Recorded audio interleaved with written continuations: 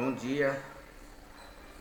Meu nome é Rinaldo Salomão, do Sindicalista. A gente é um democrata e a gente, como sindical, a gente tem a obrigação de falar nessa democracia para abrir debate, abrir pensamento, abrir diálogo, abrir até análise sobre o movimento sindical. O que é o movimento sindical? O movimento sindical é uma entidade privada. Ela é uma entidade que ela é no estatuto bem claro para apoiar os problemas do setor público, os problemas dos trabalhadores, na questão salarial, a questão benefício, na questão da saúde, na questão da segurança, da educação, da questão da empregabilidade, do desenvolvimento do país. É a função do sindicato, sim, porque mexe com a vida do trabalhador. Quando o trabalhador vai num posto de saúde, num hospital e é mal atendido, paga muitos anos. Quando o trabalhador busca a sua aposentadoria, ele é mal atendido. Quando o trabalhador vai na Previdência Social a encaminhar seu acidente de trabalho, é mal atendido por muitas vezes funcionário público radical, se acha o dono da verdade e maltrata os seus próprios patrão. Porque o cidadão brasileiro é patrão de funcionário público, sim. Nós temos que entender que as entidades privadas é o que comanda a sociedade para falar sobre esse assunto.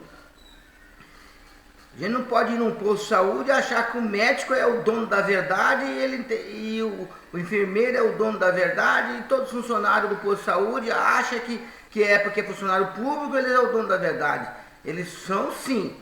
Pode até ser o dono da verdade se tiver alguma agressão, alguma ofensa à sua pessoa pessoal. Mas ele tem que ter respeito à sociedade, ao cidadão, quando vai buscar lá. Que esse cidadão deve ser empregado há muitos anos numa empresa, é empregado de um setor produtivo, no setor de comércio e serviço, e vai buscar ajuda, e ele é o patrão do funcionário público lá. Tem que ter esse respeito. Eles têm que entender que nós somos o patrão dele, como nós tivemos o patrão nosso da área da indústria, do serviço e comércio.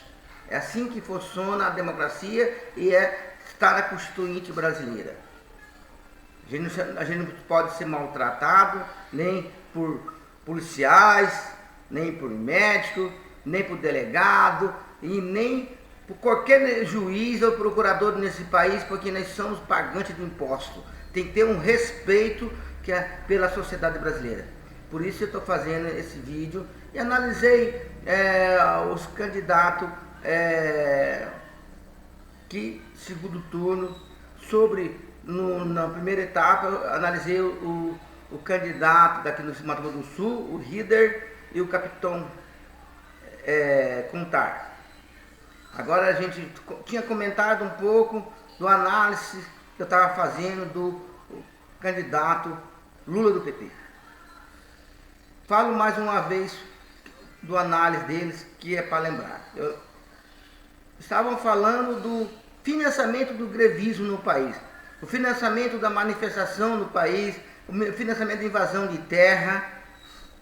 Era tudo financiado por um governo radical que determinava a hora e quando eles queriam que fazia essas manifestações radicais. Decidia as greves do funcionário público, decidia as greves das faculdades. Isso é real, é histórico. Quando a gente debateu muitos sindicatos sérios sobre isso aí, e muitas vezes o trabalhador tem que saber que tem muitos sindicatos que eram independentes e era dentro das centrais sindicais, e quando debatia essa questão, o movimento sindical sério do país não aprovava essa questão. Sim, aprovava a greve, sim, quando o trabalhador queria a greve, mas nunca por comando do governo e por comando de centrais sindicais. Era quando o trabalhador queria uma greve num problema de uma indústria. Isso foi aprovado por todos os sindicatos na época, independentes, sindicatos principais, que a gente tinha na época. Os sindicatos principais, geralmente, para vocês saberem o que é os sindicatos principais. Os sindicatos principais eram os sindicatos dos empregados do comércio e serviço, sindicato metalúrgico, sindicato da construção civil, Sindicato dos Trabalhadores da Alimentação e sindicato dos professores, do funcionalismo público, era tudo o sindicato principal no país. Aí, esse sindicato, na época, nesses debates, não aceitavam a intervenção do governo nas greves do sindicato e por determinação do governo do PT. Isso é histórico, e muitos sindicatos desse daí já faleceu, porque foi perseguido, foi massacrado, foi caçado seu sindicato e vieram com a ideia do pluralismo sindical e fazer esses milhares de sindicatos do país, de 15 mil sindicatos do país. O número de sindicatos na época era a mesma quantidade dos empresários. Era de 5 mil a 6 mil sindicatos no país.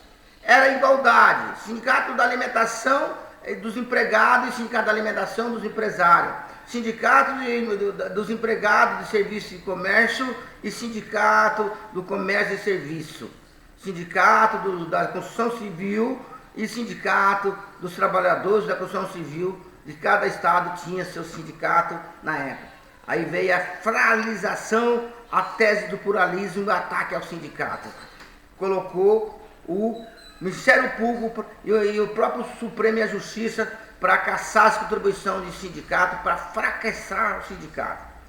Faliu hoje as maiores partes das federações e confederações do país que tinham milhões e bilhões de investimento do dinheiro do trabalhador e está numa decadência no país. Esse motivo real, fora os problemas do governo que nós tivemos na saúde, de ser atendido nos hospitais, de não ter remédio, de ser maltratado por funcionário público. Colocaram lei que você não podia reclamar nada, se você reclamasse, o funcionário público te dá uma porrada dentro do hospital, eu dentro do posto de saúde, da UPA, para falar que estava agredindo ele. Ele buscava o radicalismo para provocar a sociedade. Real, sou sincero, e aconteceu isso daí. Pela essa análise política, eu acho que o Lula não deve ser mais presidente do país. Ele destruiu o nosso movimento social, destruiu o nosso instituto, levou numa pluralismo de baderna sindical, querendo comandar à força os sindicatos. Não entendo que tem alguns sindicalistas ainda acha que tem que defender a esquerda brasileira, porque a história foi a maior perseguição aos movimentos sindicais do país. Primeiro mandato do senhor Lula, fundar o Fórum Sindical dos Trabalhadores e não aceitava conversar com as federações, as confederações e os sindicatos do país. Real. No meu pensamento, todos os sindicalistas têm vergonha na cara e retirar o apoio que fez ao PT.